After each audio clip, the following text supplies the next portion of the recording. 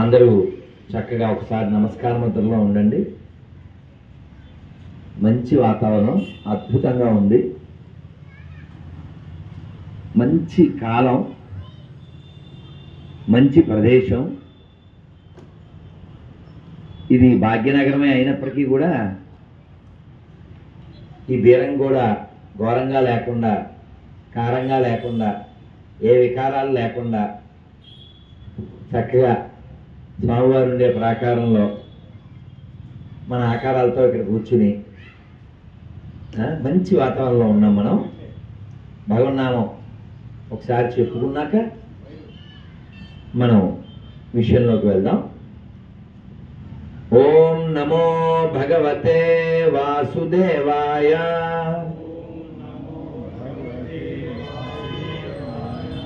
ఓం నమో భగవతే వాసుదేవాయ.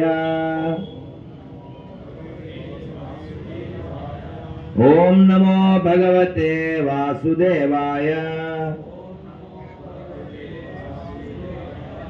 హే కృష్ణ కరుణా సింధో దీనబంధో జగత్పతే గోపేశ గోపికాకాంత రాధాకాంత నమోస్తుతే తప్త కాంచన గౌరాంగీ రాధే బృందావనేశ్వరి వృషభాను సుతే దేవి ప్రణమామి. హరిప్రియే వాంఛా కల్ప తరుభ్యశ్చ కృపా సింధుభ్య ఏవ చ పతితానాం పావనేభ్యో వైష్ణవేభ్యో నమో నమః. జయ శ్రీ కృష్ణ చైతన్య ప్రభు నిత్యానంద శ్రీ అద్వైత గదాధర శ్రీవాసాది గౌర భక్త బృంద. అందరూ ఒక్కసారి రెండు చేతులు గట్టిగా హరే కృష్ణ హరే కృష్ణ కృష్ణ కృష్ణ హరే హరే హరే రామ హరే రామ రామ రామ హరే హరే. బోలో శ్రీకృష్ణ పరమాత్మకి.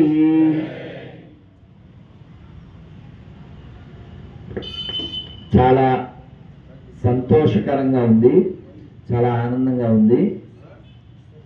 నిన్న వరంగల్లో, అంతకుముందు చెన్నూరులో, అంతకుముందు తిరుపతిలో, ఈ మధ్యలో రైల్లో, ఇప్పుడు మీతో భాగ్యనగరంలో. ప్రదేశం ఏదైనా, ప్రాంతాలు ఏవైనా,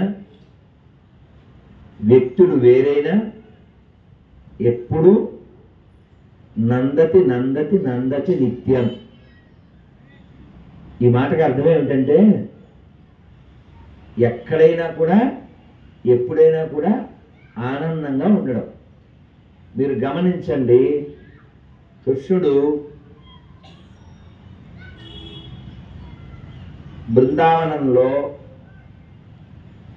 భక్తులతో, తన స్నేహితులతో ఆటలాడుతున్నప్పుడు ఎంత ఆనందంగా ఉన్నాడో, పూతనాది రాక్షసుల్ని చంపుతూ ఉన్నప్పుడు కూడా అదే మోము.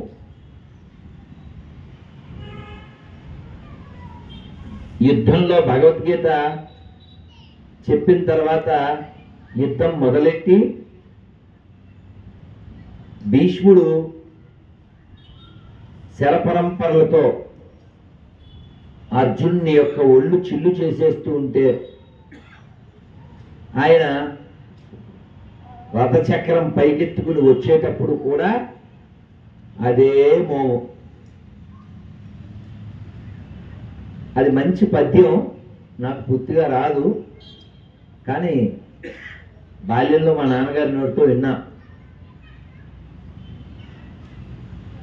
అంటే ఎంత అందం అంటే కుప్పించి ఎగసిన కుంతలంబుల కాంతి అని మొదలవుతుంది.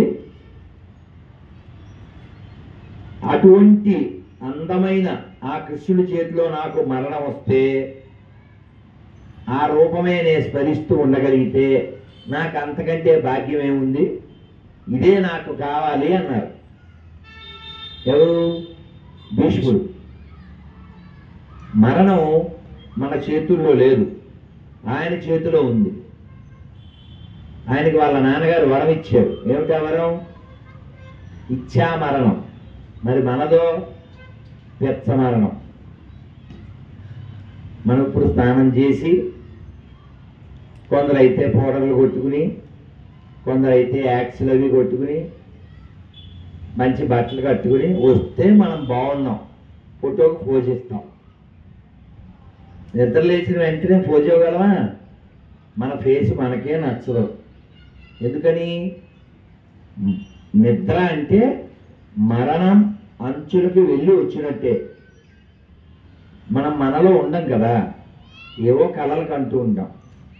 మన బాడీ హైదరాబాద్లో ఉండొచ్చు, విజయవాడలో ఉండొచ్చు, వరంగల్లో ఉండొచ్చు, ఆదిలాబాద్లో ఉండొచ్చు, లేకపోతే యూపీలో ఉండొచ్చు, ఢిల్లీలో ఉండొచ్చు, గల్లీలో ఉండొచ్చు. ఎక్కడ ఉన్నా మనం చాలా చోట్లకి వెళ్ళొచ్చేస్తుంటాం. ఎవరు వెళ్ళొచ్చారు మరి? ఆ ఎక్కడికో ఎవరు వెళ్ళొచ్చారు? నువ్వు వెళ్ళొచ్చావు. కానీ ఇప్పుడు నిన్ను అడిగితే నువ్వంటే ఎవరని చెప్తున్నావు? ఈ కనబడేదని చెప్తున్నావు. ఇది నువ్వు కాదు, ఇందులో ఉన్నది నువ్వు. ఆ ఇందులో ఉన్నవాడిని క్షేత్రజ్ఞుడు అంటారని 13వ అధ్యాయంలో చెప్పారు. మరి శరీరాన్ని ఏమంటారు? క్షేత్రము అంటారు. ఇవన్నీ ఎందుకండి గాడిదగుడ్డు అనేవాళ్ళు ఉంటారు ఇప్పుడు. ఎందుకని? ఈ శరీరమే నేను అని ఫిక్స్ అయిపోయి ఉంటారు. వాళ్ళు అదేదో సినిమా సాంగ్ పాడుకుంటూ ఉంటారు. ఏంటది? ఎంతో చిన్నది జీవితం, ఆ సాంగ్ పాడుకుంటూ ఉంటారు. ఎందుకంటే ఈ శరీరం నేను అనుకుంటారు కాబట్టి. లేదు ఇంకా మోడర్న్ కాబట్టి రెచ్చిపోదాం బ్రదర్, ఇది పాడుకోవచ్చు. కానీ వాస్తవం ఏమిటి? ఎంతో చిన్నది జీవితం, వెరీ షార్ట్ నిజం. కాబట్టి ఏం చేయాలి? అనుభవించాలి అని వాడు ఆ సినిమాలో చెప్తారు. మనం ఏమనుభవిస్తాం చెప్పండి? వద్దన్న ముసల్తనాన్ని, వద్దన్న రోగాన్ని, వద్దన్న చావుని. చావు వస్తే ఎంత భయమో మనకి, ఎన్ని మేకప్లు చేస్తామో, ఎంత కంగారు పడిపోతామో. ఎందుకు కంగారు పడతాం? ఇక్కడే ఉంటాం కదా అని చాలా ప్లాన్లు వేస్తాం మనం. కానీ నిజం చెప్పండి, ఇక్కడ ఉండడం కుదురుద్దా? ఈ కుర్చీలు ఎందుకు వేశారు? కాసేపు మనం కూర్చోవడానికి. సెట్టింగా కాదా ఇది? సెట్టింగే కాదు. ఇది ఎలా సెట్టింగో ఈ బాడీ కూడా సెట్టింగే. మన ఇల్లు, మన విల్ల, మన పిల్ల, మన జల్ల, ఇవన్నీ సెట్టింగే. మనం వెళ్ళిపోగానే ఇవన్నీ తీసేస్తారు. అలాగే ఇందులోంచి జీవుడు వెళ్ళిపోగానే మన బయటికి తోసేస్తారు. మనం చావు గురించి మాట్లాడితే అశుభం అని అనుకుంటూ ఉంటాం. కానీ భగవద్గీత మొదలే చావు గురించి ఉంటుంది. ఎందుకని? అది అనివార్యం కదా. జాతస్యహి ధ్రువో మృత్యు, మస్ట్, నువ్వు చస్తావు అని చెప్తున్నాడు. ధ్రువం జన్మ మృతస్య చ, చస్తే మళ్ళీ పుడతావు, ఫిక్స్డ్, అనివార్యమగు ఈ విషయమునందు చింతింపవలదు.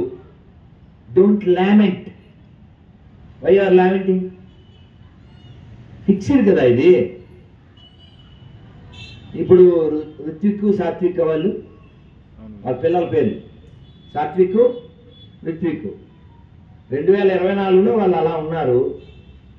34లో కూడా అలాగే ఉంటారా? నీ పేరేంట్రా? కృష్ణ. దామిని 2024లో మార్చి 9వ తేదీ ఇలా ఉంది. 34లో ఇప్పుడు ఏం చదువుతున్నా? 5ా 5థా? అప్పుడు 10 ఏళ్ళ తర్వాత డిగ్రీ అయిపోతుందిగా. కాలం ఏం చేస్తుంది? మన శరీరంలో మార్పులు తెస్తుంది, మన మనస్సులో కూడా మార్పులు తెస్తూ ఉంటుంది. కానీ మార్పు లేనిది ఏమిటి? నువ్వు. కానీ నువ్వు అనుకునేది ఏది? నువ్వు కాదు. నువ్వు అనుకునేది కొవ్వు, కానీ దాని మీదే నీకు లవ్వు. అవునా కదా? కొంచెం సరదాగా చెప్తాను, అర్థం చేసుకోండి. చాలా మాట్లాడుకోవచ్చు. మన దగ్గర భగవత్ విషయం ఎంత ఉంటుందంటే అది చాలా కాలం అంటే ఒక 25-30 ఏళ్ల క్రితం మన చిన్నజీవి స్వామి వారు ఒక ప్రవచనంలో ఒక కథ చెప్పారు. ఎవరో ఒక ఆయన తపస్సు చేశారట. తపస్సు చేస్తే ఇంద్రుడు వచ్చాడు. ఏం కావాలి అన్నాడు. నేను వేదం చదువుకోవాలి, నా ఆయుధ్యం అయిపోతుంది, నాకు ఉన్న ఆయుధ్యం అయిపోతే ఇది చదవడం అవ్వట్లేదు, ఇంకో 100 ఏళ్ళు కావాలి అన్నాడు. తదాస్తు, గ్రాంటెడ్ అన్నాడు. మళ్ళీ ఇంకో 10 ఏళ్ళు ఉండగా మళ్ళీ తపస్సు చేశాడు. సార్ ఇది అయిపోతుందని మళ్ళీ 100. అలా 3 సార్లు 300 ఎక్స్ట్రా గ్రాంట్ అయింది. 4వసారి అన్నాడు, మళ్ళీ ఎందుకు తపస్సు చేస్తున్నావు అన్నాడు. ఈ వేదం చదవడం అవ్వలేదు నాకు, అందుకని చేస్తున్నా అన్నాడు. అప్పుడు ఆయన అన్నారు, అలా చూడు, అక్కడ 4 కొండలు ఉన్నాయా? ఉన్నాయి. 4 ఇంద్రుడు 4 గుప్పెళ్ళు మట్టి తీసి అక్కడ వేసి గుప్పెడు ఆ 4 కొండలు వేదాలు. ఇప్పటిదాకా నీకు 400 సంవత్సరాలు ఆయుధ్యం ఇచ్చేనే అది ఇది. నువ్వు ఇప్పటిదాకా 400 ఏళ్ళు చదివావుగా, అది ఇదే అంటే అవ్వదు. మనకి ఎన్ని పురాణాలు ఉన్నాయో తెలుసా? మనకి ఎన్ని ఉపనిషత్తులు ఉన్నాయో తెలుసా? 4 వేదాలు. ఈ వేదాలకి శిరస్సు అని చెప్పబడేది ఉపనిషత్తులు. మనకి ఇంకా వివరంగా చెప్పడం కోసం పురాణాలు. ఈ పురాణాలు ఎన్ని? ఎవరైనా చెప్పండి, పేర్లు చెప్పద్దు. ఏంటండి? ఆహా, చెప్పిన వాళ్ళకి చప్పట్లు కొట్టినమ్మా, చెప్పిన వాళ్ళు మరి అంతేగా. 18 పురాణాల్లో ఒక 4 పురాణాల పేర్లు నేను చెప్పగలను వాళ్ళు చెయ్యొద్దండి, చెప్పద్దు. నానా ఆహా, అమ్మలు చెప్పరా? సరే, మగ పురుషులు రండమ్మా. సాత్విక్ వాళ్ళ నాన్న రానా? నువ్వే చెప్పేస్తావా? ఇది బరువు నిలబెట్టాను. గరుడ పురాణం, వాయు పురాణం, విష్ణు పురాణం, బ్రహ్మాండ పురాణం, ఇంకా లోపల బోళ్ళు ఉన్నాయి. ఇంకా ఇవి చెప్పినవి కానీ ఇంకెవరన్నా చెప్తారా? ఇంకో 4. నేను చెప్పిన 4 కాకుండా ఇలా బిగాంటో ఏం పేరు కాదు. కార్తీక వాళ్ళ నాన్న అంటే అలాగే పేరు కూడా ఉండగా. ఇంకెవరన్నా ఇంకో 4 చెప్పేవాళ్ళు ఉన్నారా? సరే, మీకు గుర్తొస్తే చెప్పండి. నేను ఈ లోపల ఒక విషయం చెప్తా, తర్వాత కథ చెప్తా. గరుడ పురాణంలో చెప్పారు. ఏం చెప్పారంటే ఎండాకాలం ఇప్పుడు మొదలైంది. దీని తర్వాత ఏ కాలం? Love you right.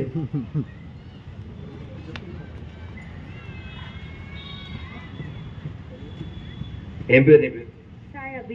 అభినవ్. గీతాభికి అంటే ఎండాకాలం తర్వాత ఏ కాలం? వర్షాకాలం, ఆ తర్వాత ఏ కాలం? చలికాలం, అమ్మయ్యా కేక కొట్టండి. ఇలా చెప్పకపోతే మాత్రం పోయా కాలం. లవ్ యూరా, నీకు మళ్ళీ గిఫ్ట్, ప్రస్తుతం నువ్వు షిఫ్ట్. రైట్, కూర్చో కూర్చో. నన్ను బంగారు కొండ, అందుకే ఈ దండ. వాడు చిన్నవారు ఏం చదువుతున్నారు? 5 or 4? Very good. చెప్పాడు కదా, అంటే గరుడపురాణంలో చెప్పారు. అంటే మనం ఎలా అలర్ట్గా ఉండాలని చెప్పడానికి. అంటే మాకు తెలుసు, ఇక్కడ ఉన్న వాళ్ళు కొందరు 90s బ్యాచ్కి 80s బ్యాచ్కి కూడా తెలుస్తుంది. ఎండాకాలం కట్టెల్ని, కొబ్బరి డొప్పల్ని, పిడకల్ని అటక మీద దాచేవారు. అలా మా అమ్మ పైన వాటి సర్దమని కింద నుంచి ఇస్తే అటక మీద మేము సర్దేవాళ్ళం. ఒక కిరోసిన్ బుడ్డి వెలుగులో అటక మీద. అలా అటక ఎక్కిన వాళ్ళు ఎవరన్నా ఉన్నారా? చెప్పరా? అబ్బా, అటక బ్యాచ్, గ్రేట్ గ్రేట్, భలే భలే. మళ్ళీ వానాకాలం వచ్చాక మళ్ళీ దీపం పైన పెట్టి అవి తీయమనేది. అవి తీసేటప్పుడు అవన్నీ కళ్ళలో పడుతుంటాయి, దానికి అంటుకున్నటువంటి అవన్నీ రజనం. ఇవన్నీ ఎందుకు దాచాం? వానాకాలం మనం వాడుకోవాలి, బతకాలి. ఈ ఉదాహరణ గరుడపురాణంలో చెప్పారు. ఏ విధంగా అయితే మనిషి రాత్రి సుఖించడం కోసం పగలు కష్టపడతాడో, వానాకాలం సుఖించడానికి ఎండాకాలంలో జాగ్రత్తలు తీసుకుంటాడో, అలా వచ్చే జన్మలో, లేదు అసలు వచ్చే జన్మ లేకుండా చేసుకోవడం కోసం ఈ జన్మలో తపస్సు చెయ్యాలి, లేదు జాగ్రత్త తీసుకోవాలి. ఏమిటి ఆ జాగ్రత్త? ఖచ్చితంగా అయితే మనం చచ్చిపోతాం. నువ్వు పాట పాడినా పాడపోయినా, రెచ్చిపోదాం బ్రదర్ అని సాంగ్ వేసినా వేయకపోయినా చచ్చిపోతాం brother. You must merge in together. అవునా కదా? మనం చచ్చిపోవడం అనేది కన్ఫర్మ్ అయినప్పుడు ఎక్కడికి పోతాం అనేది కూడా ఒకసారి పరిశీలించాలిగా. ఇదంతా ట్రాష్ అని చెప్పడం కుదరదు. నువ్వు యాష్ అయిపోవడం కన్ఫర్మ్. ఎక్కడి నుంచో వచ్చావు. 10 ఏళ్ల క్రితం వీడున్నాడు అభినవ్, మరి ఎక్కడున్నాడు వాడు 10 ఏళ్ల క్రితం? 9 ఏళ్ల క్రితం వాళ్ళ అమ్మ కడుపులో ఉన్నాడేమో. How old you are? 10.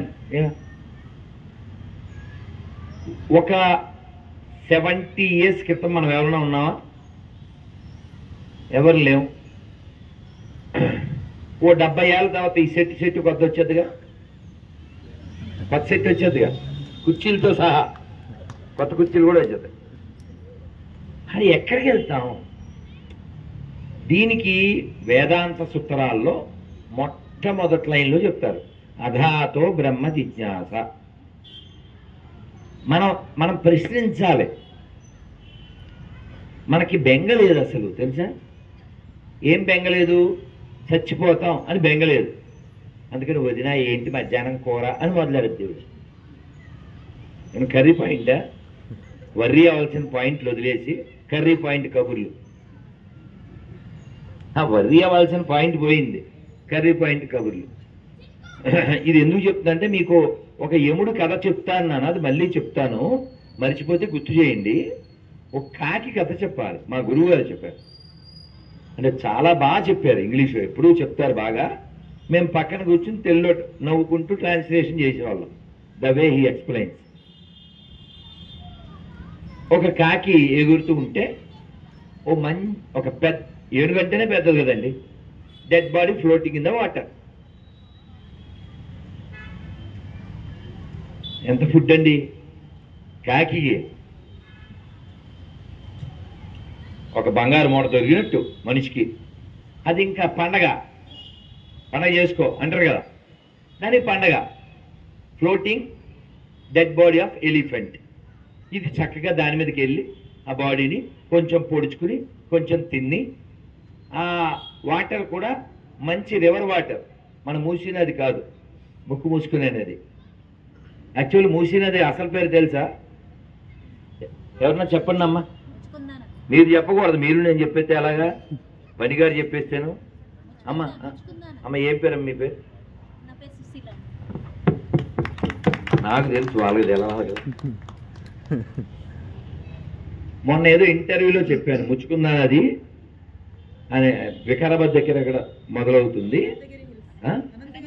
Anantagiri. Yes, ఈ ముచ్చుకుందా నది పేరు రావడానికి కారణం ముచ్చుకుందుడు ఆయన భాగవతంలో ఉన్నాడు. కృష్ణుడు కాలయవనుణ్ణి చంపడానికి గుహలో ఇక్కడికి వచ్చాడు. అంటే మన ప్రాంతం కృష్ణుడికి సంబంధం ఉంది. అలాగే గోల్కొండ ఎంతమంది వెళ్ళారు చేస్తున్నామ్మా? రామదాస్ గారి చెరసాల చూడబోతే చూడండి, ఇక్కడుండి కూడా చూడబోతే ఎలాగా, బీరంగూడలోను. రాముడు అక్కడికి వచ్చాడు, చరిత్ర సాక్ష్యం. పోనీ ఎప్పుడో వేల సంవత్సరాల క్రితం అనడానికి కాదు, హార్డ్లీ 500 ఏళ్ళ రామదాస్ గారు, హార్డ్లీ అంతే. అంటే రాముడు ఈ ప్రాంతానికి వచ్చాడు, కృష్ణుడు ఈ ప్రాంతానికి వచ్చాడు. వీఆర్ లక్కీనా, వీఆర్ ఫార్చునేట్నా. ఇంకా మహాపురుషులు ఎందరో జన్మించారు. ఇప్పటికీ కిషన్ బాగు, ఇంకోటి ఉంది ఏంటి బాగ్, రామ్ పేరుతో ఉంటుంది, మనం వెళ్ళాం. సీతారాం బాగు. ఆ సీతారాం బాగులో పెద్దజీవి స్వామి వారు రామస్తూపం వేశారు, రామకోటి. ఇలా చాలా విశేషాలు ఉన్నాయి. ఇక్కడ ఒక కాశీ బొగ్గాని ఉంది, శివాలయం. నీరు నిరంతరం వస్తూనే ఉంటుంది. ఆ నీటికి మంచి ఔషధ గుణాలు కూడా ఉన్నాయి. ఇక్కడే, ఎక్కడ దగ్గర, అంత దూరం కాదు, సిటీ సమ్వేర్. నేను చెప్పేది నిన్న కూడా చదివాను, ఎక్కడ విన్నా. ఎనీహౌ, ఇలా చాలా విశేషాలు కలిగినటువంటి గొప్ప చారిత్రక పౌరాణిక ఆధారాలు కలిగినటువంటి నేలలో మనం పుట్టాం. కానీ in the name of modern మనం వాటిని చాలా చిన్నచూపు చూస్తున్నాం. మీరు గమనించండి, మనం దేవుడి దగ్గర దీపం వెలిగించాం, పండ్లు పెట్టాం, పువ్వులు వేశాం. ఇవంతా ప్రకృతి కదా, మనం ప్రకృతిలో కూర్చున్నాం. ఏ ప్రాణికైనా హాని జరుగుతుందా? ఇక్కడ కష్టం కలుగుతుందా?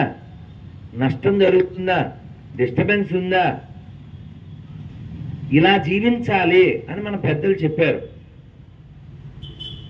కాలో గచ్చతి ధీమతాం అంటే ఏమిటి? బుద్ధిమంతులైన వారు ఇలా కాలం గడుపుతారు. ఎలా? ప్రాతకాలే ద్యూత ప్రసంగ అన్నారు. ప్రాతకాలం అంటే ఉదయం, ద్యూత అంటే తెలుసా ఎవరికి సంస్కృతంలో? ఇక మీకు అర్థమైనా చెప్పనా? బాగుండదని పేకాట, పొద్దున్నే పేకాట, మధ్యాహ్నే స్త్రీ ప్రసంగ, రాత్రో చోర ప్రసంగే కాలవు గచ్చ ధీమత. రాత్రి దొంగతనాల గురించి మాట్లాడుకోవాలంట, మధ్యాహ్నం ఏమో స్త్రీల గురించి అంట, పొద్దున్నేమో జోద క్రీడ. ఇందులో ఒకటైనా మంచి గుణాలు ఉన్నాయండి. కానీ చివరి లైన్ ఏంటి? కాలో గచ్చతి ధీమతాం. మరి బుద్ధిమంతులైన వారు ఇలా కాలం గడపడం ఏమిటండి? అసలు రెండు లింక్ లేదనిపిస్తుంది కదా. కానీ ద్యూత ప్రసంగే అంటే జూదం ఏ పురాణంలో ఎక్కడుంది? జూదం మహాభారతం. మహాభారతం ఎందుకు చదవాలి, ఎందుకు వినాలి? ఎలా ఉండకూడదో బోల్డ్ క్యారెక్టర్లు ఉన్నాయి ఇందులో, వాళ్ళ గురించి తెలియాలి. ఎలా ఉండాలో రామాయణం చెప్పుద్ది. స్త్రీ ప్రసంగ, స్త్రీ ఆధారంగానే కదండి ఎక్కువ సీతాయాశ్చరితం ఏతత్ ఇది రామాయణం కదా. కాబట్టి స్త్రీ ప్రసంగం అంటే రామాయణం. అంటే జీవితంలో మొదటి 25 ఏళ్ళు వచ్చే లోపల మహాభారతం అయిపోవాలి. Great India. నీకు 25 ఏళ్ళ లోపల విషయాలు తెలిసింది అనుకోండి, ఈ ప్యాకాట్లు ఇలాంటివి నువ్వు ఆడకుండా ఉంటావు. తర్వాత జీవితంలో వాడకుండా ఉంటావు. తర్వాత ఎండిపోయిన కొమ్మల వాడకుండా ఉంటావు. 3 డిఫరెంట్. గమనించారా? కాన్ఫిడెంట్ లెవెల్ ఎలా ఉండాలంటే త్యాగరాజు వారు చెప్తారు, వీడను, మీరు చెప్పండి ఒకసారి, వీడను. అబ్బా సాత్వికాడు ఋత్విక్, వీడను. తిన్నారుగా మధ్యాహ్నం? మేము నిన్న ఉపవాసం. నన్ను ఎంతమంది ఉపవాసం చేస్తున్నామ్మా? నిన్న నీరసం సరిపెట్టుకుంటా. ఒకసారి చెప్పండి అమ్మా. అంత లెవెల్లో కాకపోయినా మీరు త్యాగ రాజులు కాకపోయినా త్యాగ రాణీలు ఉన్నారు. వీడను. అమ్మయ్యా, కొంచెం సోపు వేస్తే టాప్ లెవెల్లో వచ్చింది సౌండ్. వీడను పరుల వేడను నీవాడను భక్తి ఓడను వందనము రఘునందన సేతుబందన భక్త చందన రామవందనము రఘునందన. ఆ లెవెల్ చూడండి అసలు. త్యాగరాజు వారు వీడను పరుల వేడను నీవాడను భక్తి ఓడను. నేను ఓడిపోను. Level of confidence. ఆయనకు ఆదర్శం ఎవరంటే సుబ్బారావు అల్లరి చేయకు.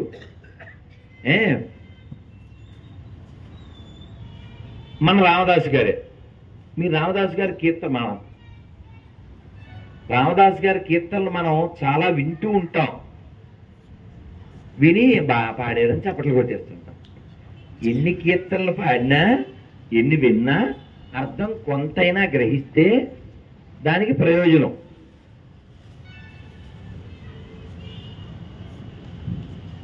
తారక మంత్రము కోరి పాడతారా? మా పుణ్యాత్ములు లైన్లోకి వచ్చారే. I'm really happy sir. పని గారు చాలా మంచి శ్రోతలు. ఎందుకు చెప్పనా, చాలా చోట్ల శ్రోతలు మోతలు, వాళ్ళకి పెట్టాలనిపిస్తుంది వాతలు. కానీ అసలు యథాశ్రోత తదావక్త. గొంతు బాగులేదు. ఎందుకంటే 3 రోజులు, అందులో 2 రోజులు ఉపవాసం, మళ్ళీ ప్రయాణాలు, అర్ధరాత్రి జాగారాలు. అసలు ఇప్పటికిప్పుడు అనుకున్నాం. పనిగారు మెసేజ్ పెట్టారు, ఈ టైం ఎవరికో ఇచ్చాం, వాళ్ళకి మంగళం, వాళ్ళు ఏమైపోయారు జల్లు, ఎవరికో ఇంటర్వ్యూ ఇస్తామని చెప్పాం. కానీ మాకు పనిగారు ముఖ్యం, పనిగారికి మీరు ముఖ్యం. అందుకని గివ్ ద బిగ్ హ్యాండ్. వారిది నాది ఎప్పటిదో రాముడు సుగ్రీవుడు మైత్రిలాగా, మిరియాలు కూడా మైత్రి మాది. ఎప్పుడో మెసేజ్ పెట్టారు, మేము ఇప్పుడు హైదరాబాద్లోకి వచ్చేసాము, మీరు ఎప్పుడైనా రండి అని. పని కట్టుకుని అయితే ఖచ్చితంగా రాను పనిగారి దగ్గరికి. రాలేము, రానివ్వరు. అందుకని వరంగల్లో ఉన్నాం కదా. ఎందుకు నిన్న స్ఫురణకు వచ్చారు, ఎటు బైకారు కదా వచ్చేది, అలా వచ్చి అలా వెళ్ళిపోదాం అనుకున్నాను. కానీ ఫోన్ వాట్సాప్ తెరిస్తే ఇలా ఎర వేశారు. ఏమిటా ఎర? ఇక్కడ చాలామంది మంచి వాళ్ళు ఉన్నారు, వీళ్ళందరితో కాస్త సత్సంగం చేద్దాం అనుకుంటున్నాను, మీరు అనుమతిస్తే అన్నారు.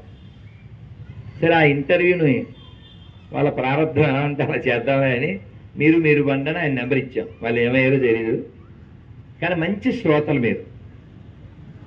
నన్ను అయితే ఈ చిన్న మొక్క, తారక మంత్రము కోరిన దొరికెను ధన్యుడనైతిని ఓరన్న మీరిన కాలుని మీరిన కాలుని దూతల పాలిట మృత్యువు ఎనిమది నమ్మన్నా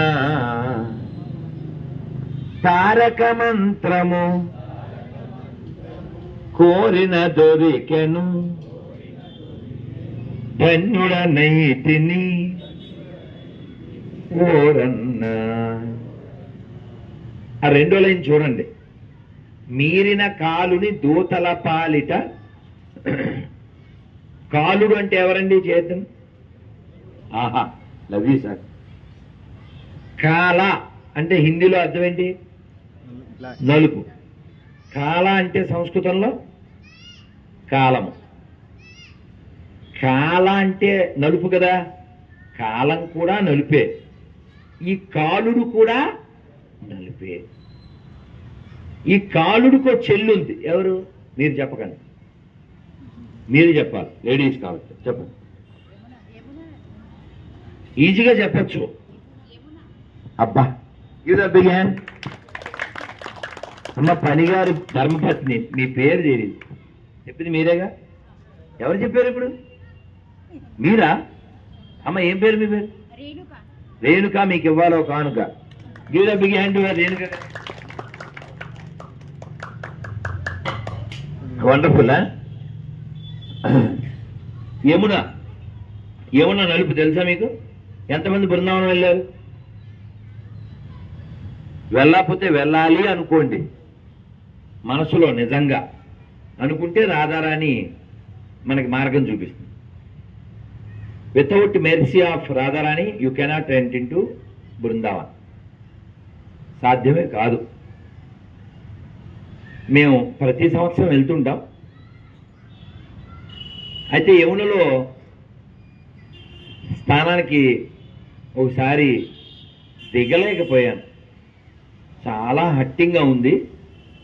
ఏం చేయాలో పాలుపోక మా స్నేహితుడు, మరో భక్తుడు, వాడికి ఫోన్ చేశాను. ఏం చేయండిరా, ఇది పరిస్థితి చాలా అగమ్యంగా ఉంది, ఎందుకంటే అలా డ్రైనేజీ కళ్ళ ముందే కలిసిపోతుంది, ఏం చేయను అన్న. ఏం చేస్తాం, చల్లుకునిరా అన్నాడు. అది ముందు స్టార్టింగ్లో చేయను. పడవవాడికి 200, 300, 500 ఇచ్చి అవతల వైపుకి వెళ్తాను, కాస్త బాగుంటుంది. కానీ సహజంగా ఏమన్నా నలుపు. కానీ ఈ ప్రభుత్వాల దరిద్రం వలన అది సంపూర్ణ నలుపు, ప్యూర్ డ్రైనేజీ నాశనం. ఢిల్లీలో అయితే ఇంకా అసలు వి కాంట్. దాన్ని ఎప్పుడో ఫోటో పెట్టాడు హిందుస్థాన్ టైమ్స్ వాడు. Do you think this is Antarctica అని పెట్టాడు. అదేదో మంచు కొండల లాంటి ఫోటో. ఇదేదో ఆ ఫోటో అంటార్కిటికాలోది కాదు, ఇది ఢిల్లీలో యమున. దీని నిండా ఫ్యాక్టరీల చెత్త కలిసి నొరగ ఫామ్ అయింది, కెమికల్. మన నదుల్ని అంత బాగా నాశనం చేసాం మనం. ఎవరైనా బదరీ వెళ్ళారా? చేస్తున్నామా చెప్పరా? భార్యాభర్తలు ఇద్దరే. గీదా బిర్యానీ. వెళ్ళకపోతే పనిగారు వాళ్ళ మెసేజ్. వెళ్ళకపోతే వెళ్ళాలని కోరుకోండి, వెళ్ళండి. మేము 5 ఏళ్ల క్రితం వెళ్ళాం, 19లో. రోడ్లు చాలా సన్నగా, కింద పడితే తిన్నగా అలా. కానీ ఇప్పుడు చాలా చాలా చక్కగా చేశారు. పెద్ద పెద్ద వాహనాలు వెళ్ళారా? కానీ మనం వెళ్తూ ఉంటే మీరు నమ్మండి, మార్నింగ్ 5:30కి బస్సు ఎక్కాం. వాడు రాత్రి అదేమిటది అక్కడ ఉంటుంది పీట్ మధ్యలో ఆపుతాడు. ఏంటండి ఇంకోటి జోషి మట్. ఆ జోషి మట్లో ఆపాడు. ఎప్పుడు? రాత్రి ఆపాడండి. ఇంకా వెళ్ళలేము, ఇంకా రాత్రి పర్మిషన్ లేదు అని. భయంకరమైన చలి, సెప్టెంబర్ చివరిలో ఐ థింక్ సో. అక్కడేదో ఇది ఉంది, వసతి ఉంది, పే చేసాం, ఉన్నాం. మా అన్నాడు దింపాడు. కానీ మీరు నమ్మండి, ప్రయాణం అంతా కింద ఎక్కడో గంగ దబా దబా దబా దబా శబ్దం వినపడుతూనే ఉంటుంది. అది పరుగులు పెడుతూనే ఉంటుంది. కింద ఎంతో కింద ఉంటుంది. మనకు కనబడితే పైకి శబ్దం వినపడుతుంది. మీరు ఇంకా బదిరి వెళ్ళిపోతే ఇంకా అసలు ఆ స్వచ్ఛతకి ఇంకా అంతులేదు. ఆ గంగ ఉరకల పరుగులు చూసి మా స్వామి ఒక ఆయన సంతోషంతో దిగేశాడు. భయంకరమైన కరెంట్ కదా. మీరు నమ్మండి, పొయ్యిలో వంకాయని ఎప్పుడైనా చూశారండి? పొయ్యిలో పెట్టాక వంకాయ తీస్తే అలా అయిపోయాడు పాపం. అంటే అంత ఇంకా డైరెక్ట్ కొండలు కరిగి వచ్చి నీరు కదండి అది. కానీ స్వచ్ఛత ఇంకా అసలు మామూలుగా ఉండదు. నాకు ఎంత పొంగిపోయానంటే ఆ నీళ్లు ఎక్కడ పడితే అక్కడ అలా అలా తాగేస్తూ ఆ మాన గ్రామానికి అవన్నీ వ్యాసగుహ, వినాయకుడిది అవన్నీ తిరుగుతూ ఒక గీత పాడుకున్నాం. మాదే నోయ్ హిందుస్థాన్, మాదే మాదే మాదే నోయ్, మాదే నోయ్ హిందుస్థాన్, మాదే మాదే మాదే నోయ్. గణ గణ గణ గణ గంటారావం గణ గర్జనగా వినిపిస్తాం. రెపర పర పర పరిక్కల దాకా విజయ పతాక నగరేస్తాం. మాదేనో హిందుస్థాన్, మాదే మాదే మాదేనో. ఇలా అందులో ఈ గంగ ఇవన్నీ వస్తాయి ఆ గీతలో. అలా ఆనందంగా పాడుకున్నాం. స్వచ్ఛమైనటువంటి ప్రకృతి మనకి భగవంతుడు ఇచ్చినటువంటి వరం. కానీ ఎంత నాశనం చేసుకున్నామో మనం. పైన ఒక త్వరగా చిల్లు పడింది కదా, దేనికి? ఎవరు పెట్టారు? పక్షులు పెట్టినాయా? చదువుకున్న కుక్షి, నిరక్షర కుక్షులు కాదు, చదువుకున్న కుక్షి వాడు పెట్టాడు, అక్కురు పక్షి. అవునా? నదుల నాశనం ఎవరు చేశారు? చేపల, ముసల్లా, మనిషి. అవునా? ఇంటర్వ్యూలో ఎక్కడో అదే ఇంటర్వ్యూలో చెప్పాను నేను. మనం అడ్వాన్స్డ్ అని ఫీల్ అవుతున్నాం కానీ నీళ్లు కొనుక్కుని తాగే దరిద్రులం మనం. నిజమా కదా? ఏంటి ఇక్కడ ఏ నదులు ఉన్నాయి ఒకసారి చెప్పండి అందరూ. గంగ, యమున, గోదావరి. ఏమన్నా ఏం ప్రసాదం పెడతారేంటి? ఇల్లు దగ్గర కాబట్టి తినేస్తారు కదా. నేనైతే తిన్నాను కాబట్టి మీరు ఏం తినబోతున్నారో ఊహించుకుని శక్తి తెచ్చుకోండి. దోశలు, పూరీలు. ఓకే, కొంచెం గట్టిగా. గంగ, యమున, గోదావరి, సింధు, కృష్ణ, కావేరి. సుబ్బారావు గంగ, యమున, గోదావరి, సింధు, కృష్ణ, కావేరి, బ్రహ్మపుత్ర, తుంగభద్ర, తపతీ, నర్మద, పెన్న, పొంగి పొరలే తరంగాలు, నీ మెడలో హారాలు, జీవనదులగన్న తల్లివే ఓయమ్మ నీవు. కొంచెం గట్టిగా పాండి ముక్క. జయము జయము భరతమాత, జయము నీకు జగన్మాత, ఈ జగాన సాటి ఎవ్వరే ఓయమ్మ నీకు. భారత్ మాతాకి, భారత్ మాతాకి, భారత్ మాతాకి. మనం ఇలా భారత్ మాతకి జై అంటే కొందరు పనికి మాలినోళ్ళు దేశాన్ని అలా భావిస్తారా అని మన్ని వాడు కిండల్ అంటారు రాయలసీమ భాషలో, అంటే ఇన్సల్ట్ చేస్తాడు. ఇంకొకడు భారతమాతకి ఎంతమంది భర్తలు అంటాడు. అసలు ఈ భూమండలాన్ని మనం ఏమని పిలుస్తాం? భూమాత. పొద్దున్న నిద్ర లేవగానే కళ్ళు నులుముకుని ఒక పద్యం చెబుతాం. చేయొద్దండి, ఎవరు చెప్తున్నారు? అమ్మా చెప్పండి, ఎవరికి వచ్చే వాళ్ళందరూ చెప్పండి. నువ్వు చెప్తావా? ఆయన చెప్పడం వేరు. ఏమ్మా తల్లి? దామ్మ దామిని శుభగామిని కరాగ్రే వసతే లక్ష్మి కరమధ్యే సరస్వతి కరే స్థిత గౌరీ ప్రభాతే కరదర్శనం. ఫస్ట్ నువ్వు షిఫ్ట్, తర్వాత నేను ఇస్తా గిఫ్ట్, తర్వాత ఇస్తా లిఫ్ట్.